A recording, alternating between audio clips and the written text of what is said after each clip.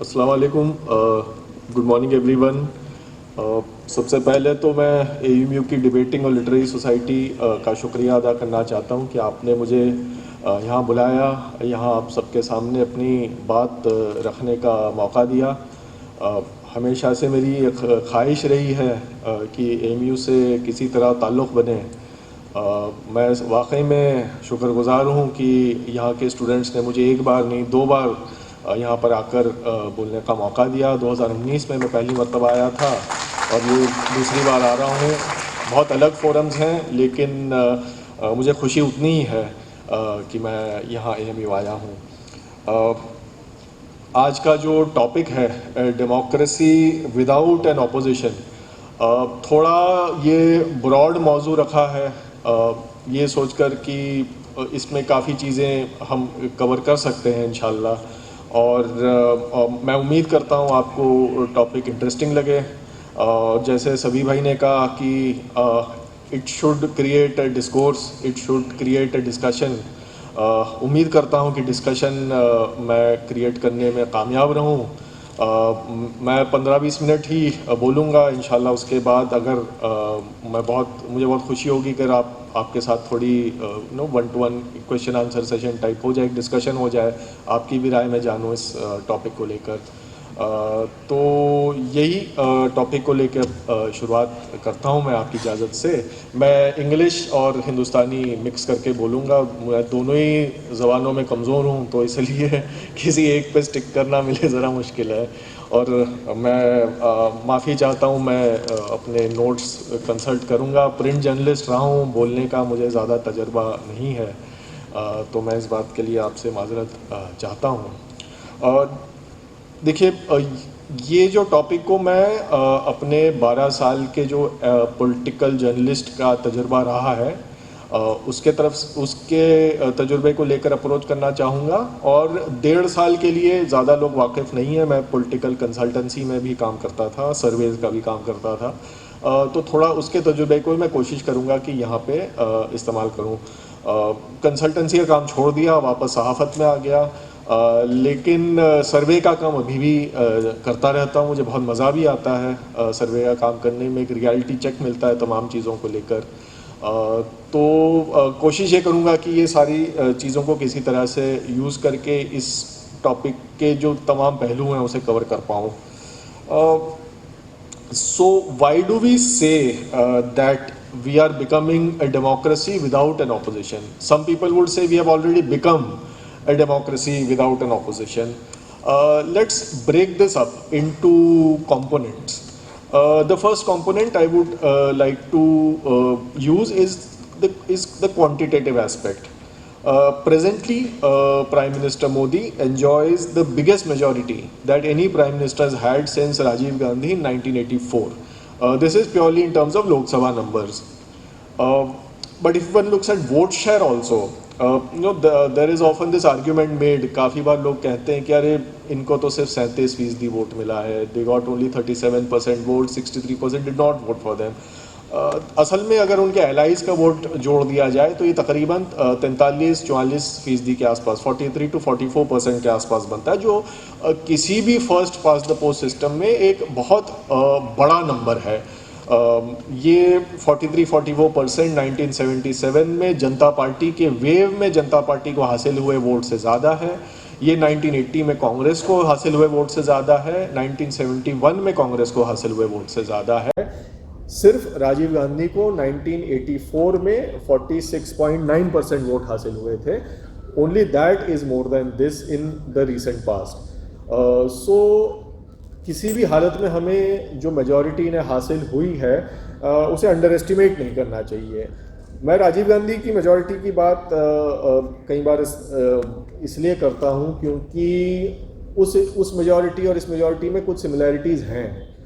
वो मेजॉरिटी भी एक रिलीजियस माइनॉरिटी को एक डिमोनाइज करके उनके ख़िलाफ़ पोलराइजेशन करके हासिल की गई थी। उस वक्त सिख माइनॉरिटी के ख़िलाफ़ वो किया गया था, इस बार मुस्लिम माइनॉरिटी के ख़िलाफ़ काफ़ी हद तक किया गया। मैं ये नहीं कहता कि पूरी मेजॉरिटी पोलराइजेशन से आई है, पर एक बहुत बड़ा कंपोनेंट है इस मैंडेट का, जो एक कम्युनल या नेशनल सिक्योरिटी फैक्टर्स के वजह से आया है। ये रही लोकसभा की बात। अब आते हैं राज्यसभा पे। राज्यसभा में पिछले 30 साल में पहली बार किसी पार्टी को 100 सीटों से ज़्यादा राज्यसभा में हासिल हुए हैं। अभी बीजेपी को has just crossed 100 seats in the Rajya Sabha. So no party in the last 30 years has dominated both houses of parliament in this manner as the BJP presently dominates. Out of 4,000 odd MLAs in the country, the Bharatiya Janata Party has 1,378. The Congress is at about half that amount, at 691, followed by the Trinamool Congress at 233, the Aam Aadmi Party at 155, and YS Jagan Mohan Reddy's YSRCP at 150.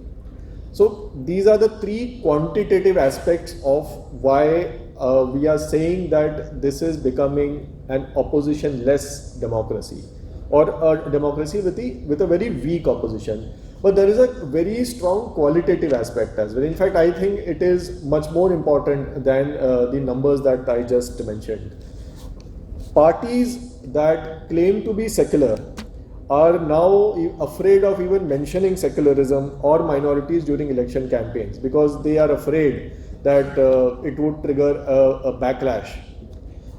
They have practically allowed the ruling party to set the terms of the debate.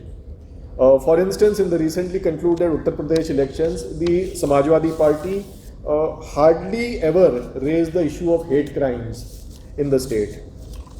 Parties which align with Muslim-led parties often get penalized in elections because it gives the BJP a chance to present them as being too pro-Muslim or create the fear that Muslims will take over.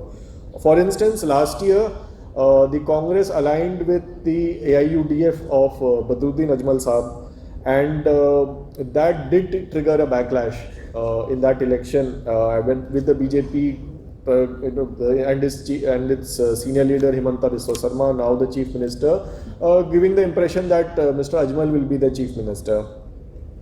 But it's not just the BJP. In Kerala, which also went to polls along with Assam last year, the left attacked the Congress and the Muslim League and accused them of having some kind of an understanding with the Welfare Party.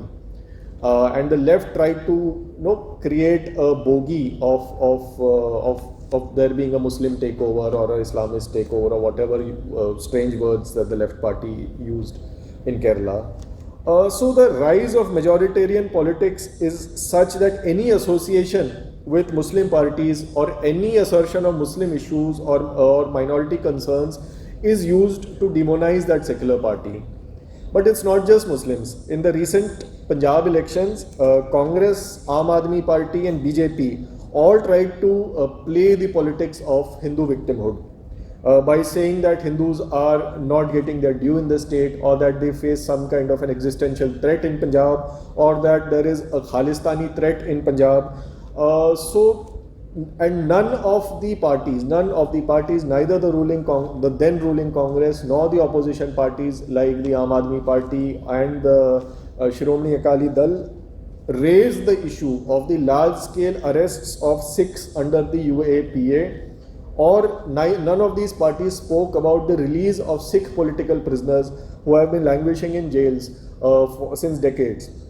Therefore, any issue concerning minorities, be it hate crimes, be it fake terror cases, there seems to be an abdication on the part of the opposition. Obviously, there are exceptions to this. For instance, recently in Shaheen Bagh, we saw Congress, Aam Aadmi Party, AIMIM all coming together to resist the demolitions. But that also was possible due to the pressure coming from the electorate in that area. Broadly, it is safe to say that there is a weakening of opposition's commitment on minority issues.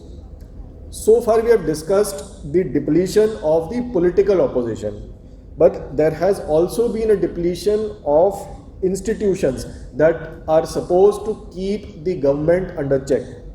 Most recently, we saw how the Supreme Court spoke about maintaining balance on the Gyanvapi Masjid issue. Babri मस्जिद case में क्या हुआ ये तो हम सबको पता ही है. हिजाब के केस में कर्नाटका हाई कोर्ट ने यूनिफॉर्म को ज़्यादा अहमियत दी और ख़वातीन के हुकूक को पूरी तरह नज़रअंदाज कर दिया, उनके लिए यूनिफॉर्म ज़्यादा ज़रूरी था। ये बात भी सबके सामने है कि किस तरह दिल्ली पोग्राम के मामलों में बीजेपी लीडरों के खिलाफ एफआईआर दर्ज करने के बारे में कोर्ट ने कहा कि अगर एफआईआर दर्ज होगी अभी तो माहौल ख़राब हो जाएगा। ये रही जुडिशरी की बात। मीडिया के बारे में जितना हम कहें वो कम है। मैं खुद मीडिया से आता हूँ, बहुत शर्मिंदगी भी होती है कभी कभी कहते हुए कि हम जर्नलिस्ट हैं या सहाफ़ी हैं। ज़्यादातर जगहों में गालियाँ ही पड़ती हैं ये बोलकर, लेकिन वाकई में काफ़ी हद तक एज ए फ्रेटर्निटी मीडिया इन गालियों की हकदार भी है। यानी बुलडोज़र पर चढ़ जाते हैं, कभी मसाजिद को खुदवाने की मांग करते हैं, कभी किसानों को आतंकवादी बोल देते हैं। चैनलों ने कोई कसर छोड़ी नहीं है इस पूरे नफ़रत को फैलाने में। इसके पीछे वजह क्या है? कॉरपोरेट ओनरशिप जाहिर सी बात है एक बहुत बड़ी वजह है, और corporate dependence on the government, channels own dependence on government patronage, that's another reason. और कुछ लोग फितरतन चमचागिरी करते हैं, फितरतन कसीदे पढ़ने की उन्हें आदत है। तो ये 3 वजह ज़रूर हैं, लेकिन one another thing is also true that many of the channels, many journalists are actively part of an ecosystem of hatred, an ecosystem that spreads Islamophobia, that is part of this Islamophobia industry because they feel that this is what sells and this is the agenda that they are trying to push.